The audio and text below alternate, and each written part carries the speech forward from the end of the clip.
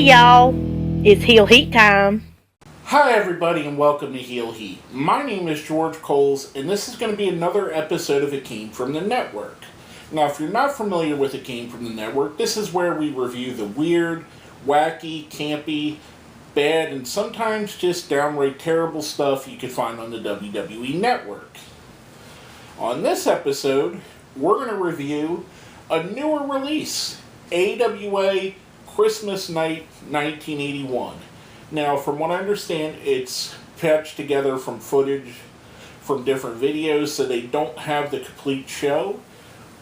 But with what they have, it was roughly a 30-minute show. You could find it in the Hidden Gems area, or if you're watching this early enough, it's still up being promoted as a new release. With all that being said, let's jump right into it.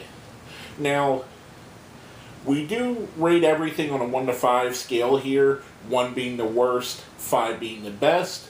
So with that, let's go into the matches.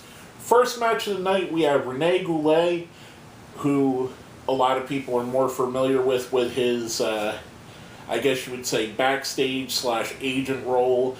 Guy that would break up fights in the WWE a little bit later on. And he's wrestling against a guy with one of the coolest nicknames I've ever heard. I never heard of this guy until I watched this video, and that's Sodbuster Kenny J. And I just think that's a cool name. I don't know why we don't have people with names like that now. I mean, we have some cool nicknames like the King Slayer. I think that's a really good one. And some others, the King of Bros, stuff like that. But it's just such a weird and interesting name. It automatically makes you think of somebody that's a hard worker, that's busting their ass, and kind of gives you that visual image before you even know what this guy's about. And without knowing him, it helped me in my mind kind of have an idea what he's about. A blue-collar guy that works hard. This match is kind of what you would expect from the time, from what I understand, doing a little bit of research. Master Kenny J, or Kenny J for short purposes, is more of an enhancement talent than anything else, and I didn't get that vibe off of him. And a lot of times when you go back to these older videos, you think of enhancement talent as just squash, fast matches, because of what WWF at the time and WCW kind of conditioned us to. But if you look back in the early 80s and 70s, some of these quote-unquote squash or jobber matches were highly competitive. Even the NWA, the Crockett era, you would see guys like George South and the Mulkeys would have very competitive matches, just come up on the losing end all the time. And that's kind of what this was here.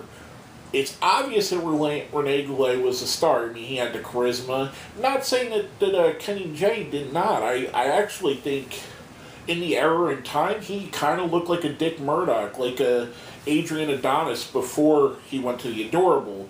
Kind of a tough, rugged-looking guy, and it probably did really well in the AWA territory. It made him someone that you could believe that it was, someone that you would have a hard time beating. Renee Goulet picks up the win here. For what it was, it's very dated and very slow-paced, which plagues a lot of the AWA when you go back and watch it. I don't have the luxury of remembering this from watching it real time. I was 4 at the time this came out. I hadn't really known what wrestling was. I didn't see AWA wrestling till much later, and probably 5-6 years after this, when they got on the ESPN, I was a little bit older, so I don't have that perspective as much. I do have a little bit from watching videos of this time, but even with that, when you compare this to NWA stuff that's going on at the time, to Georgia Championship Wrestling stuff, to even WWF stuff, it kind of feels a little bit dated at that time. I'm going to give the match itself a 2.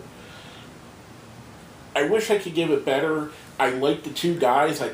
thought that they worked well, just it kind of fell flat to me.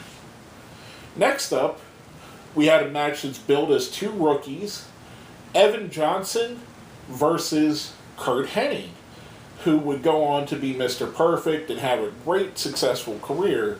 Now, this technically wasn't Curt's rookie year. He had wrestled for about 2 years before this. But again, much like I talked about Sodmaster Kenny J, he was an enhancement talent for most of that time. And this was a different Curt. It was kind of curly afro, skinny, black trunk wearing. Not the Curt that you come to know a little bit later, where he was, more muscular. He kind of really looked like a kid, like a 16-year-old kid in this match, and it was really cool. I mean, I've seen pictures and videos of Curt early in his career at this time, and it's always cool seeing these guys before they became stars. Evan Johnson was a guy who was a U.S. On the U.S. Olympic wrestling team, and I believe he missed out going to the Olympics because we boycotted that year. I think that was the 76 games that he would have been in the Olympics, and we boycotted them, as a USA did, that is. And he came from a long lineage, and Vern Gagne liked to pick those guys and put them onto his product because he knew that if something happened, they had that base, they had that history that they could wrestle if needed, and if somebody tried to take liberties, they weren't going to allow them to. I thought this was a really solid match. We didn't get the full match because it's said to be 15 minutes, and it played about 7 of it. And all these matches are joined in progress, by the way. And we go to a time limit draw. And I've said this before, and I'll say it again. I think this is something that needs to be brought back in wrestling. We need to have time limits and have draws so it makes both guys look strong. And with both guys being young up-and-coming talent, it kind of kept them both strong and on that trajectory here. I really enjoyed this. Again, it feels a bit dated. I'm going to give this match a 3. I kind of wish we had the whole match. A little bit of the dating goes into this, but it was enjoyable. Now, finally, we have the main event of the evening in a non-title tag team championship match, or at least the main event of this show that we have. I don't know if it was the actual main event in the card. It probably was, though, because it's a big match. We have the High Flyers, Jim Brunzell and Greg Gagne versus Crusher Jerry Blackwell and Sheik Adnan El Casey. Now, I knew from reading about wrestling history, because I'm that kind of person that likes to do that Blackwell was part of the Sheik's army at one point. When I first seen it, AWA, he was firmly entrenched in fighting the Sheik's army. So it was kind of interesting to go back and see this time frame. And I liked this match. I thought it was good again. Out of the 3 matches, I think this is the best in-ring match, and I think the guys involved, I know a lot about all 4 of these guys involved. Blackwell never really was a great wrestler, but he was a great character, and he did well with what he did.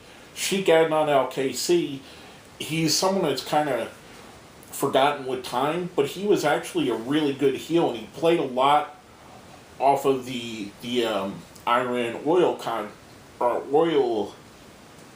thing. We had issues with the country of Iran, America did at the time, and he played that. He was the quote-unquote evil foreign rich heel, which we've seen over and over again.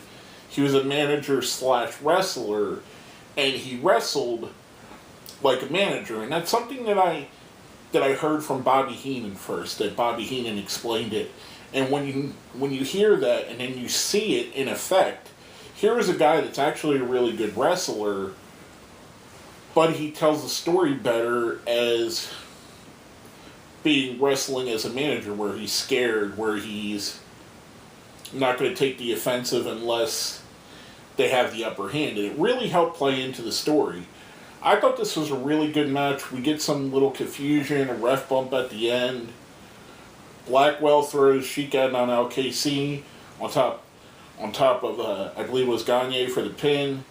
The heels pick up the win, which I was a little bit surprised with a Christmas night show that they would send it away with that. My guess is they were building actually to something bigger at the time, not knowing the context. I kind of expected this to be a blow-off show, because historically, shows on Christmas and Thanksgiving and on holidays in the time frame were your big shows, because everybody would be in town. And it's not like now where we have 500 channels and the internet and everything. There'd be nothing to do once Christmas dinner was over, once you got done unwrapping the presents. So a lot of times one of the presents would be tickets to go watch a wrestling match or a basketball game or whatever it may be in your town. And they kind of built these cards around that you would want to go to these as a family. So kind of interesting, just a little bit of backstory on that. I thought it was a good match. My favorite match of the night. I'm going to give it a 3. I thought it was good. Not great, but it was the best match of this card. Now with that being said, we're going to go into our ratings for this show as a whole. Now we still do the 1 to 5 scale, but we add a little bit of flair to it. A 1 is a Gobbledygooker, 2 is a Dungeon of Doom, 3 is a Hurricane Helms, 4 is a Gold Dust, and 5 is a Kane. I'm going to give this show a 3, a Hurricane Helms. For what I've seen from the tag match, I really enjoyed, and the quote-unquote 2 rookies match I enjoyed. Everyone on this card was interesting, which I don't know if it's because they cut away the fat and the uninteresting matches got lost to time, but it kind of made it feel special. And even with this being a short 30 minutes, it's a quick watch. It kind of didn't even feel like it was that long. It didn't feel like 30 minutes of watching Raw or 30 minutes of watching SmackDown does. It felt quick and brisk, and everything was paced decently. Even for the plodding AWA style, it did feel a little bit fast-paced. Now, it wasn't the greatest show, and a lot of what I've seen a lot from the era, particularly Georgia Championship Wrestling and World Class Championship Wrestling. I liked the style that they had at that time a lot more, so it doesn't hold up to those lofty standards, but it still holds up pretty well. And I do recommend going and watching this, especially since it's only a 30-minute video. And you get to see some guys a couple guys that are probably going to be forgotten with time, like Crusher Blackwell and Kenan on LKC, Jim Brunzell, and some other guys like Curt Hennig, who everybody knows, or Greg Gagne, who everybody's heard of, or Renee Goulet. You get to see him in action, and just makes the show something I think you should actually check out. But with all that being said, my name is George Coles, and this has been another episode of It Came From the Network.